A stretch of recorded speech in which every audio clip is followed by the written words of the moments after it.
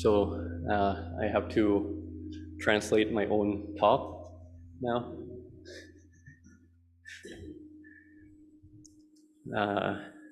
So I was saying in Thai that I'm actually quite a shy person, not very good at public speaking. But I see this as part of my training also, to be able to give Dhamma talk. Because once I was listening to Ajahn Anan's Dhamma talk. I think it was one of his first recorded Dhamma talk.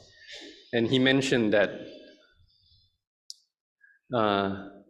he's giving this talk as a giving back to all the lay people who have supported him with food, with water, with shelter.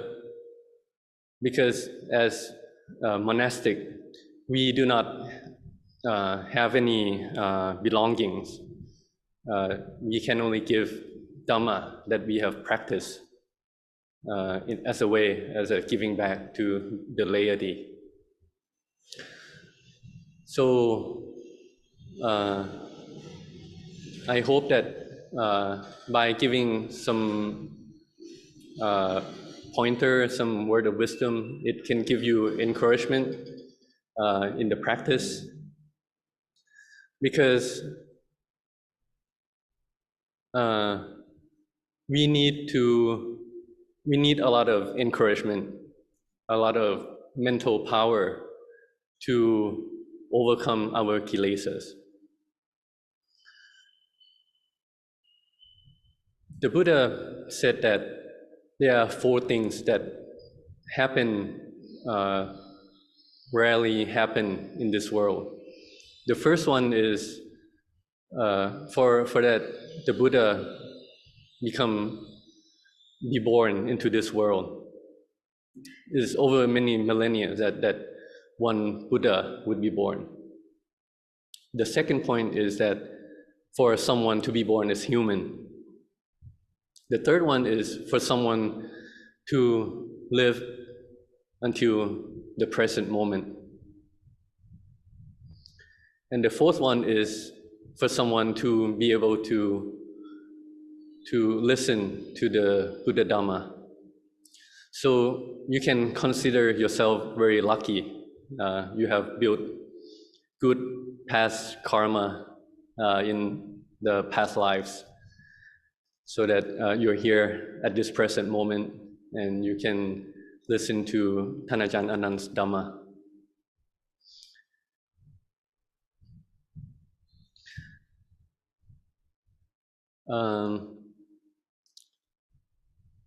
So being born as human,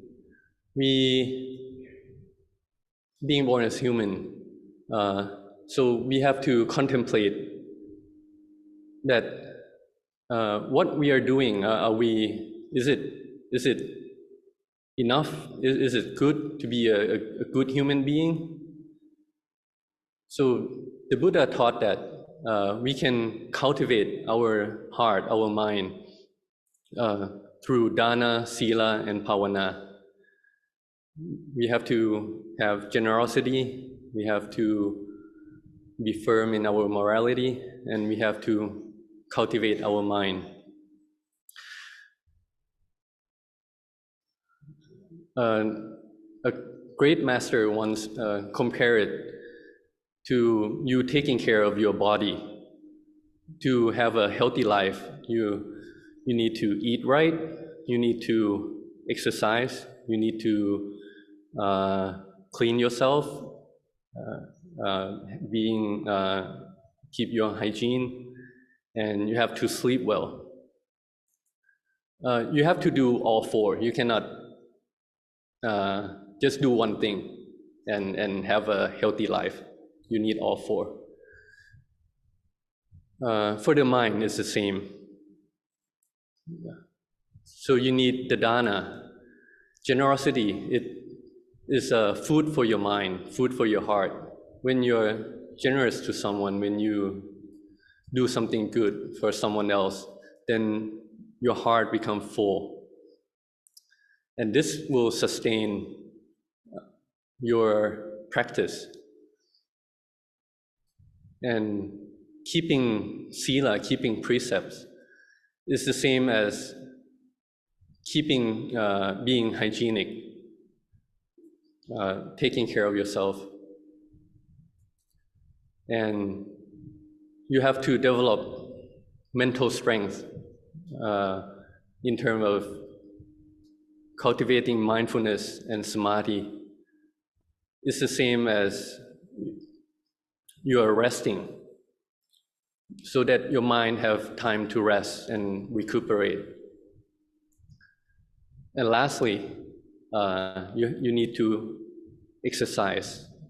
This is, you have to cultivate your wisdom by contemplating. Or another Kruba Ajahn, he compared it to the four essentials in our lives.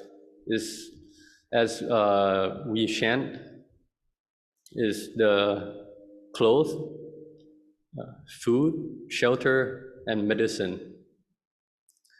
So dana, it can be compared to the food. And sila can be compared to the clothes.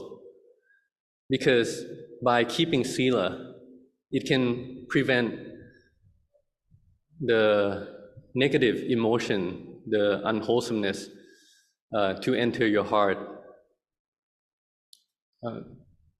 The smaller one, at least. The bigger one, you would need to cultivate mindfulness and samadhi in order to be able to block it from entering your heart. And that can be compared to having shelter. Luang Pu Sha once asked Samanera whether he found his home yet. And that he replied whether this Samanera, whether he have attained samadhi yet, because the real home is the samadhi. And lastly, you can compare the kilesas, the defilement, desire, anger, and delusion. These three can be considered as the illness for the heart, for the mind. So we need the medicine to counter that, which is we have to develop our wisdom.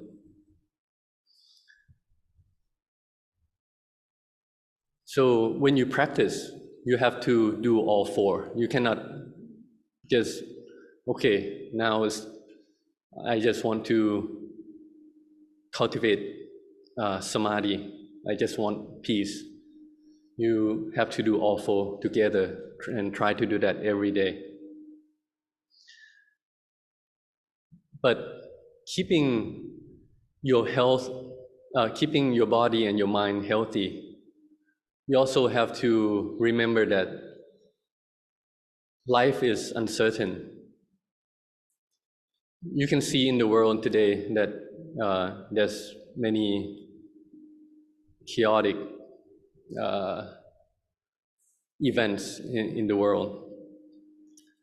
And bringing it back to yourself, then you can contemplate that we may die at any time. For myself, I'm 43 years old, and the past few years, I start to hear or know someone that of my own age or even younger who already passed away. I have a few friends who passed away at an earlier age also. So you can see that life is really uncertain. You can sit and maybe try to imagine that if I'm gonna die in a year or two, then what should I do with my life? What do I accumulate enough merits to be able to be born in a better life, in the next life.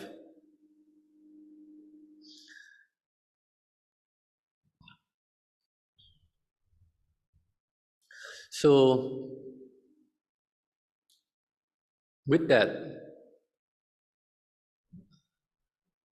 it can help you to let go of a lot of worries, both your in your home, your work, your daily life. If you contemplate death, Marananusati, it can help you with that. For myself, before I ordained, I listened to the Dhamma from Luang Pu Cha, from Luang Ta Mahabua, fromท่านอาจารย์ Anan. And all these great masters, they all emphasize on contemplating death as a method of cultivating a peace in your mind. So I try to do that. And over time, I was able to let go of my worries. I just thought that if I die in a few days or in a few years, then I cannot do anything about the work, the job that I'm doing. So I was able to let go of that and come to ordain. There's a short poem in Thai that I really like about contemplating death. So the translation is,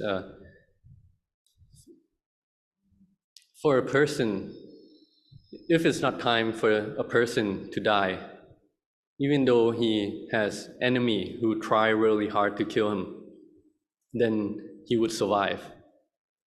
But if it's time for that person to die, even a prick of a needle can lead to his death.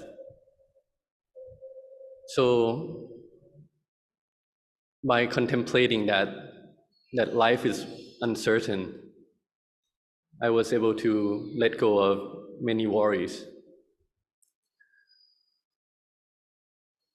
So by listening to the advice of the Kruba Ajahn,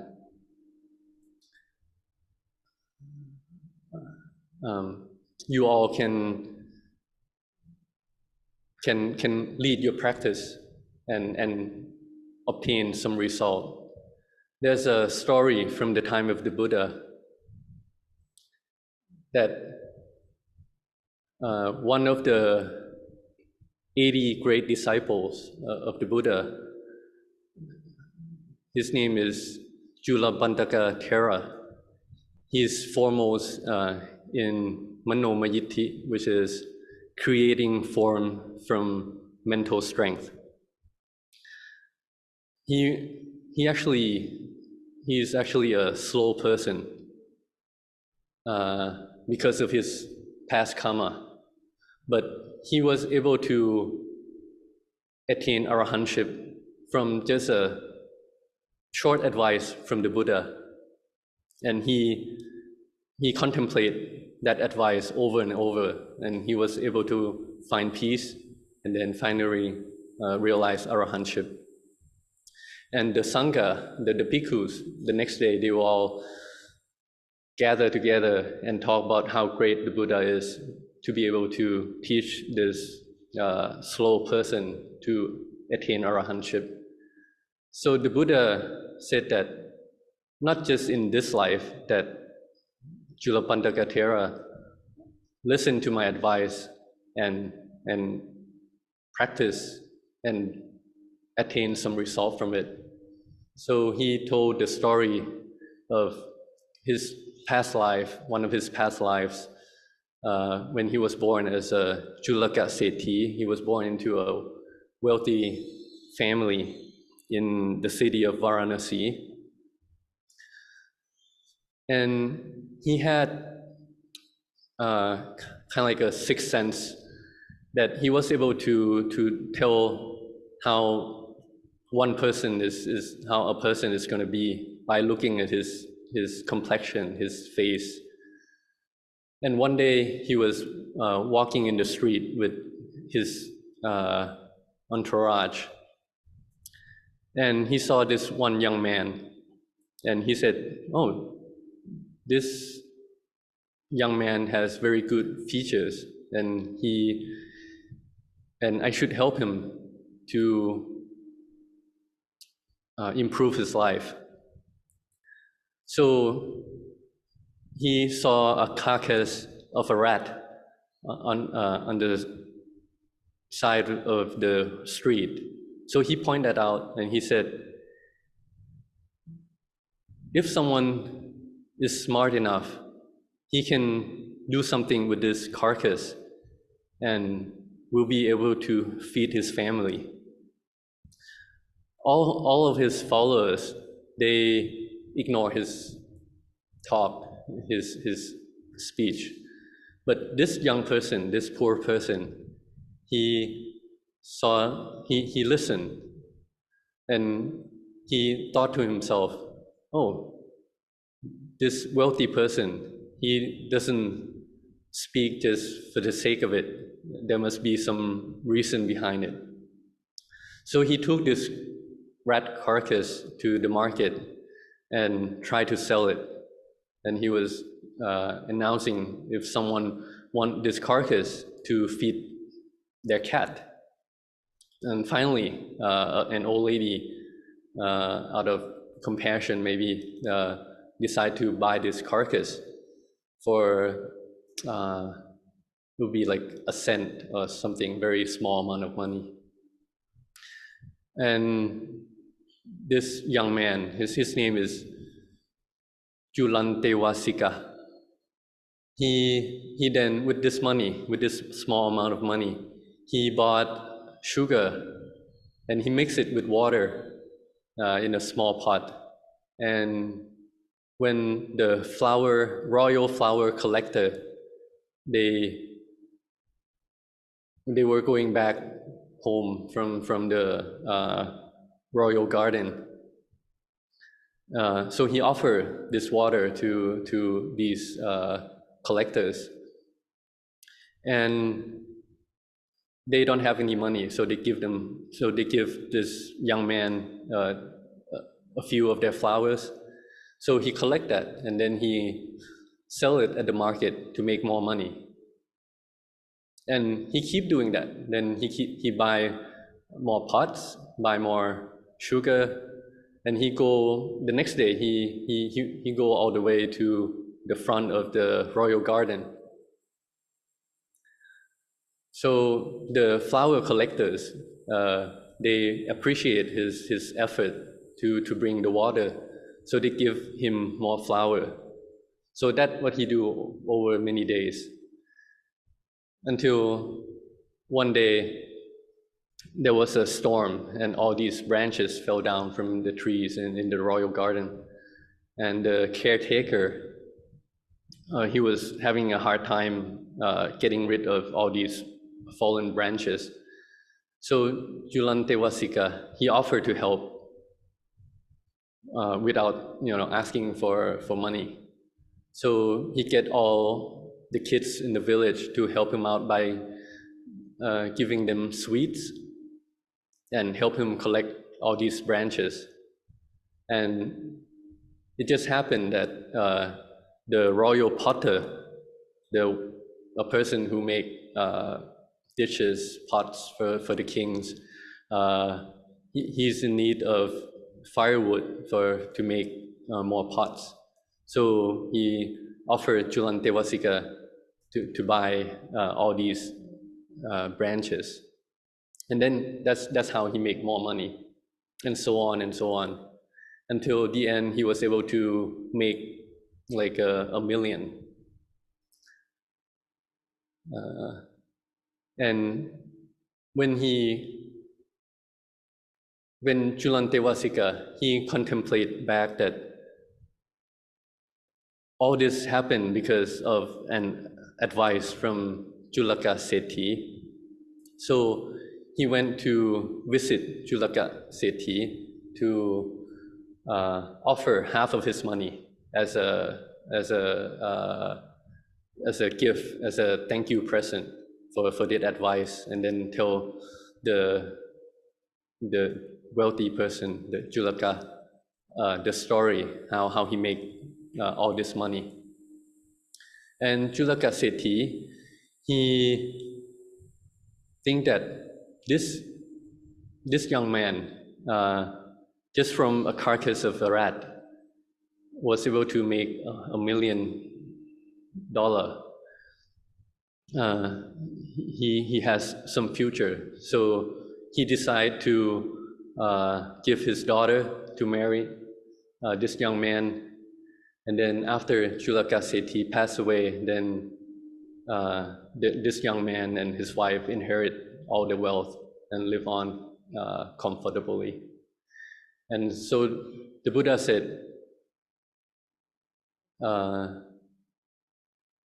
Julabandaka Thera, not just in this life, but in the past lives also, he get an advice from me, both in the worldly sense and in the Dhamma sense, and he was able to obtain results. So this, I give this as an encouragement for you. You are very fortunate to be able to get to know Ajahn Anan, to listen to his Dhamma, to follow in his practice. And you can be sure that if you keep practicing, you will be able to obtain result from it. So I would like to give Anumodana with everyone, and may you all realize in the Dhamma.